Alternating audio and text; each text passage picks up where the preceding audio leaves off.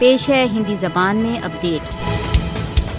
आज अंतर्राष्ट्रीय विश्व प्रेस स्वतंत्रता दिवस है। तथापि भारत द्वारा अवैध रूप से अधिकृत जम्मू कश्मीर तथा भारत में मीडिया को हिंदुत्व विचारधारा के प्रभाव अधीन भीषण दबाव का सामना है। आज जबकि विश्व प्रेस फ्रीडम डे मनाया जा रहा है, मोदी का भारत मुक्त मीडिया पर अपनी पकड़ को और अधिक कठोर करने में व्यस्त है। मोदी के भारत में गिरफ्तारियों, टैक्स रेट्स तथा अन्य शक्तियों के प्रयोग द्वारा मीडिया के दमन का प्रयत्न किया जा रहा है। जिस समय संसार वर्ल्ड प्रेस फ्रीडम मना रहा है, भारत द्वारा अवैध रूप से अधिकृत जम्मू कश्मीर तथा भारत में प्रेस फ्रीडम के संदर्भ से मनाने को कुछ भी नहीं है। मोदी शासन भारत द्वारा अवैध रूप से अधिकृत जम्मू कश्मीर तथा भारत में प्रेस की स्वतंत्रता के मूल सिद्धांतों को कुचल रहा है। भारत के अधिकांश मुख्य मीडिया आउटलेट्स बीजेपी द्वारा भ्रष्ट किए जा चुके हैं तथा भारतीय एजेंसियों द्वारा चलाए जा रहे हैं। भारत में बहुत से मुख्य मीडिया संगठनों के स्वामी बीजेपी, आरएसएस,